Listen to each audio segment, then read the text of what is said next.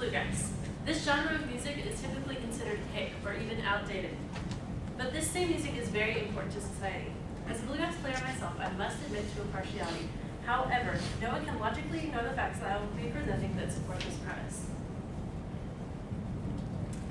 Bluegrass music is a necessary part of society in that it contributes to the economy, it is a piece of living history, and it today connects people from all walks of life. A little background.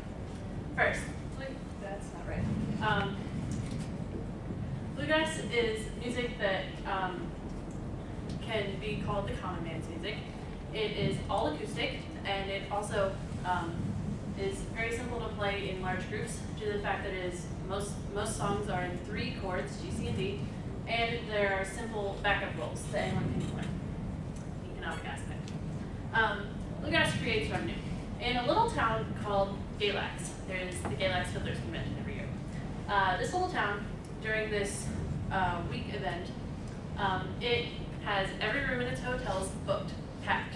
Also, there are campsites that are jam-packed full. This creates revenue for this little town, and it stimulates their economy to a great extent.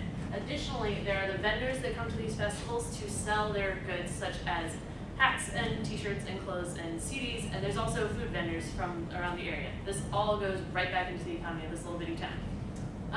On a more widespread scale, there are the sponsors and CD sales that are all over the country, such as Martha White, who supports Rhonda Vincent. Also, there are the finely made instruments that, such as the banjo there. The finest instruments are handcrafted in America, so this money still goes right back into our economy. Okay. In an article entitled Pop Music, Bluegrass Straight Pure, Even If the Money's No Good, it says, I have a feeling bluegrass music is more popular than ever, says Mr. Irwin of Rounder Records. There are more record companies, more bands, and more festivals. This is just to state that this is more money being generated. Additionally, from the same article, Americans spent $12 billion on recorded music in 1994, according to the Recording Industry Association of America. Country music, which includes bluegrass, accounted for some $1.9 billion of that total.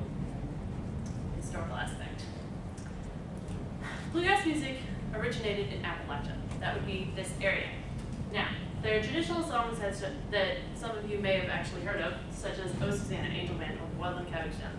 Additionally, there are songs that are true to history, such as John Henry, who was, it's the story of a railroad man who was just a common man. It told the life of just the common man of that time period. There's also the story of John Hardy, who was a railroad man who gambled and drank and then killed a bunch of people, and that's him being hung. That is an actual picture from West Virginia of the day of his hanging.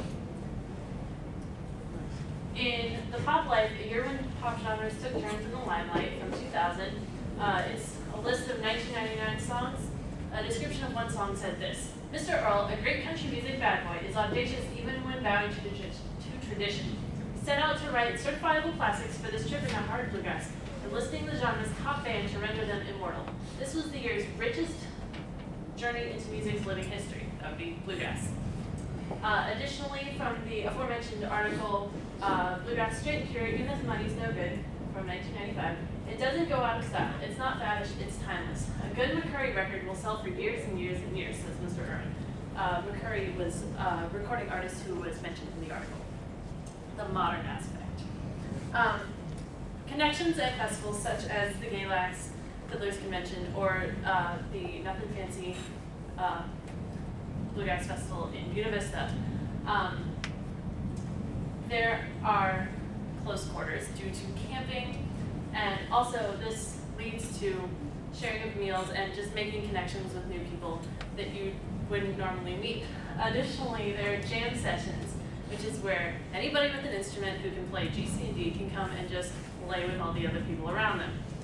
This goes back to what bluegrass is. It's very simple. The G, C, and D chords are the main 3, and backup rolls are simple. And it's acoustic, so you don't have to have an amp or anything to plug in. So it's very simple to just get connected with all these new people. I even brought in new people with me. This is Carrie. She goes to bluegrass festivals with me. From ehow.com concerning bluegrass music. More recently, the bluegrass song Man of Constant Sorrow from the 2000 film Oh Brother Where Art Thou became a hit, pushing pushing the soundtrack to multi-platinum status and winning a Grammy Award for Best Country Collaboration. This is just to show that bluegrass music is integrating itself more and more into society, and some of you may have actually heard that song. Alright, these are pictures from bluegrass festivals and its CD covers and the instruments, and even Kermit the Frog playing banjo.